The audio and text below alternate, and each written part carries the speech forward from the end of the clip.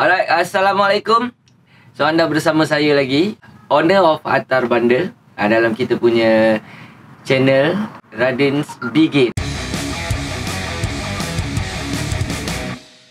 Okay, ini apa feeling yang korang kena ada untuk appreciate barang-barang vintage? Okay, untuk appreciate barang-barang vintage ni senang je. Bagi saya lah, ini based on pengalaman saya. Sebab dalam kedai saya, kebanyakannya memang barang-barang yang rare lah. Barang-barang rare, barang-barang yang harga agak tinggi. Ada je harga murah, tapi kebanyakannya barang yang orang kata ada harga lah. Okay, cara ataupun mindset yang korang kena ada untuk appreciate barang-barang vintage ni senang je. Apa yang korang rasa barang tu tersentuh dengan korang, maksudnya tersentuh dengan relate lah dengan korang punya life ke, ataupun barang yang korang beli tu memang buat kita ni susah, buat kita ni rasa tercabar, rasa susah, sampai nak kena keluar duit banyak-banyak beli. Okay, so bila dah appreciate setengah barang ni, bagi saya lah, appreciate lah barang-barang yang rare lah. Rare ni maksudnya barang yang susah jumpa. Tak mudah tau nak kita nak sebut barang tu rare. Jadi appreciate barang-barang yang korang susah jumpa. Daripada segi color, ni kalau dalam Adidas lah, daripada segi color, daripada segi design, label dan signature. Satu lagi numbering lah. Sebab numbering tu bila ada je dekat jaket, mungkin pakaian tu adalah pakaian-pakaian yang sah lah player-player bola pakai. Tapi bila nak tengok numbering atau patch tu, nak kena tengok betul-betul lah. Ada je orang letak patching baru. Sebab dekat patch tu pun kita boleh tengok patch tu vintage ke, jahitan patch tu ditampal ke, ataupun dijahit pun nak kena tengok sama ada orang buat ke ataupun kilang buat. Macam nombor boleh tengok. Nombor-nombor yang lama, kalau korang perasan, dia punya material ni, of course lah, mula-mula dulu memang material dia material kain je. Tapi bila ada yang korang perasan dia punya material tu macam baldu halus tau. Saya tak jumpa spesifik name untuk nak cakap pasal material nombor tu. Tapi kalau boleh tengok dekat nombor-nombor korang perasan kat bahagian bawah ni, dia contohlah nombor 10. Nombor 10 tu kalau korang tengok, dia punya material tu macam ada macam baldu lah, bulu-bulu halus tau.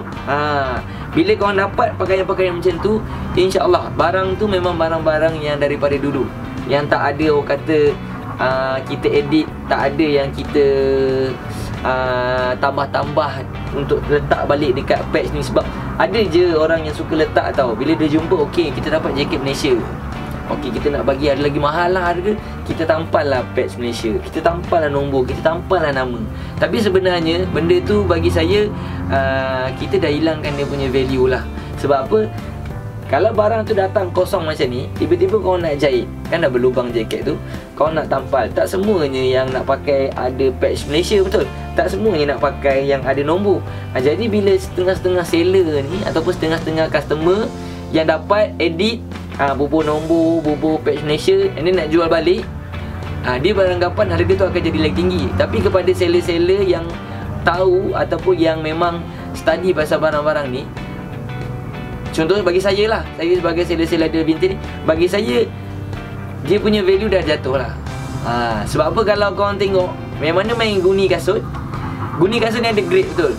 Ada grade guni yang dah di servis, orang kata dah restore balik. Ada yang guni tak restore balik. Korang rasa mana yang mahal? Okay, sebenarnya yang mahal adalah guni yang tak restore balik kasut tu. Kasut tu dia tak restore, dia dapat macam tu, dia jual macam tu, berbanding satu lagi guni, dia dapat, dia restore tapak, dia jahit tapak. So dalam kasut ni, contohlah kalau dia dah vintage, kasut dia dah vintage, lepas tu dah jahit. Bila dah jahit ni, harga dia dah down tau. Saya tak tahu sebab apa. Sebab memang dapat daripada otai-otai pun cakap, oh, kasut ni dah jahit, kasut ni dah jahit ni harga tak nak tinggi sangat lah.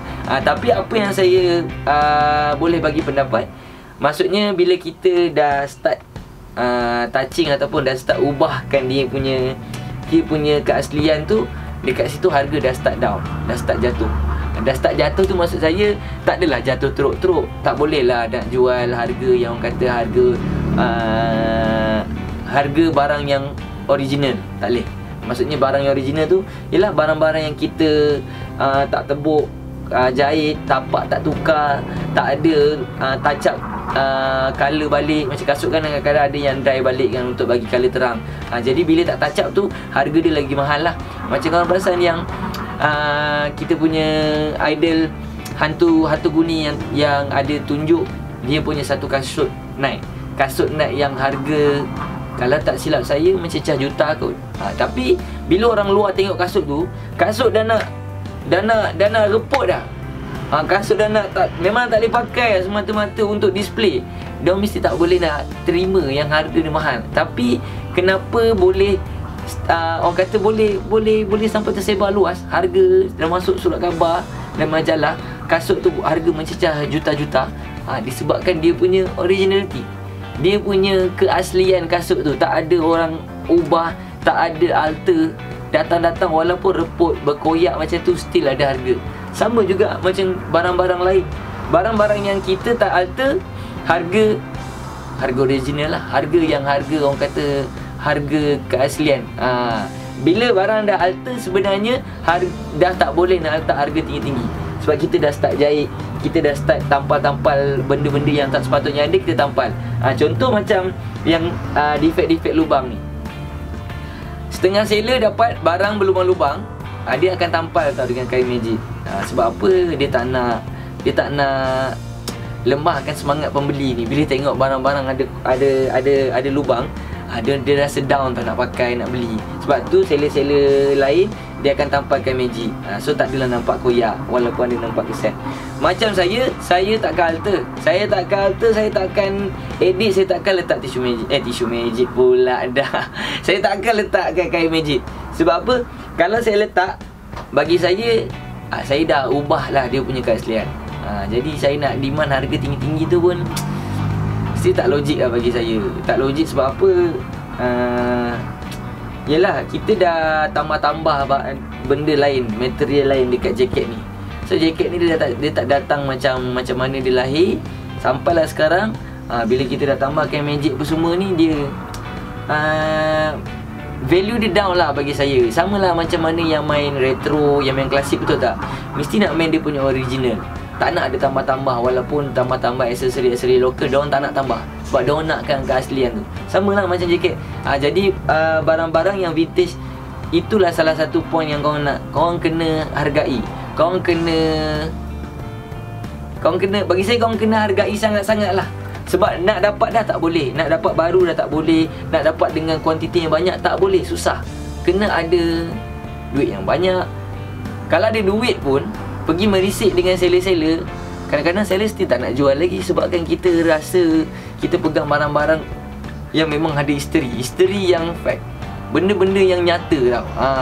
So bila ada je setengah-setengah item, walaupun dekat orang lain tak ada, dekat korang ada, barang tu memang rare, vintage, ataupun ada korang punya penjelasan tersendiri dengan item-item yang korang pegang.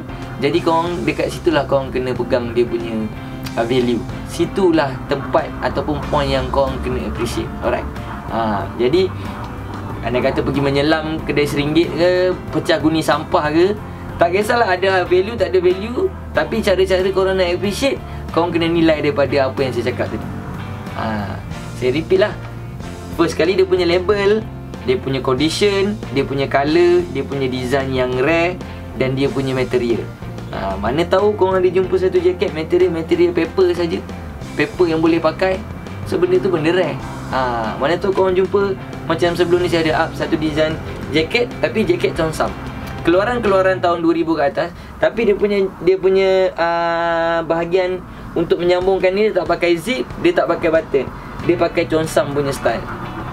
Yang macam masuk kain lah untuk long. Nampak? So benda-benda macam tu kena pegang, kena appreciate. Nak jual, kena jual dengan harga yang berpatutan dengan apa yang korang nilai, apa yang korang rasa barang ni boleh pergi, apa yang korang rasa barang ni memang padu dia dekat situ. Jadi nak jual-jual, nak letak harga ataupun nak explain dekat orang, explain benda yang penjelasan tu jelas dekat mata orang ataupun dekat mata kita. Bila seller boleh bercakap, seller pandai untuk upkan barang ni punya potensi, customer akan percaya, customer akan yakin, customer akan terima harga berapa yang seller jual. Cuma setiap kita punya analisis dan setiap kita punya penjelasan tu kena relate lah dengan barang yang kita pegang. Kena ada poin-poin yang boleh keluarkan. Okey, apa yang kita cakap tu ada dekat jaket-jaket sekian, ada dekat kasut, ada dekat item-item vintage sekian. Alright, sama je yang macam mana main barang-barang baru yang ada collaboration. Bila ada collaboration ni, benda yang rare lah kan. Sebab collaboration tu saja pun company tu dah bayar dah royalty dekat artis-artis yang mana ada buat collaboration ataupun designer-designer yang boleh bagi signature dekat pakaian yang dia keluarkan ke. So benda tu benda yang ada harga. Jadi dekat situ korang kena hargai barang-barang yang ni. Jangan mudah-mudah nak buang harga. Bagi saya lah, nak buang harga tu jangan. Sebab apa, bila buang harga macam tu, kepada player-player baru ni, dia rasa tak ada value lah dekat item-item yang kita jual. Walaupun orang kata kita tengah emergency nak guna duit ke, dapat harga murah ke, bila nak menjual tu, kita kena menjual dengan harga yang still logik dengan kawan-kawan kita yang lain jual tak. Tak kisahlah walaupun lari 100-200 tak kisah, tapi harga tu taklah nampak macam barang-barang vintage yang kita pegang ni, kita jual ni murah. Sebab saya memang suka vintage, memang saya jaga bahagian-bahagian vintage ni. Jadi macam tu lah cara-cara saya nak appreciate, cara-cara saya nak letak harga dan cara-cara saya nak explain dekat customer saya apa kebolehan, apa potensi yang ada dekat jaket-jaket ni. Alright. So mana yang dah tahu, yang dah dapat apa saya punya explanation ni, harap dapatlah membantu korang untuk pergi menyelam ke, simpan barang ke, untuk menjual-jual barang-barang yang rare ni lah kan. Dan kalau rasa ada yang tak jelas, tak faham, boleh je komen dekat kita punya video ni. InsyaAllah next topik kita akan up lah pasal apa yang korang tak faham dan soalan apa yang korang keluarkan. Dan video ni insyaAllah, so setiap minggu kita akan naikkan topik-topik yang berkaitan lah, sampailah kita pergi ke brand-brand lain ataupun barang-barang apa yang tiba-tiba ni boleh viral. So topik-topik tu kita akan naikkan dan bagi penjelasan lah. Dan penjelasan yang saya keluarkan ni mungkin betul, mungkin tengah-tengah, dan mungkin tak betul. Sebab apa? Lain orang, lain lah dia punya explanation ataupun lain dia punya pendapat pasal apa item yang tengah-tengah top, tengah viral. So macam-macam orang boleh bagi dia punya spekulasi. Jadi setakat ini saja yang saya nak explain, saya nak cerita pasal jaket Adidas vintage Malaysia ni, warna kuning hitam, dan juga item yang saya pegang ni, tag yang ada label tailor dan juga untuk letak nama. Ada yang kosong. Saya cerita sebab memang berlainan. Jaket ada yang tak ada nama Joshua, ada yang tak ada tempat letak name ni, nama untuk letak ni tak ada. Ada yang datang kosong, ada yang material tag berbeza. So saya cerita sebab item yang saya pegang ni salah satu item yang rare dalam Adidas Vintage West Germany. Dalam West Germany, tapi antara yang rare. So untuk poin tepat, saya tak boleh nak cakap sama ada bila dekat tag ada tulis nama Joshua, mungkin time ni keluar dia punya anniversary ke, mungkin ini jaket yang last dia keluar ke. Saya tak boleh nak cakap yang tepat sebab kita tak boleh jumpa fakta lagi pasal benda-benda info yang kita nak cakap pasal tag ni. Alright.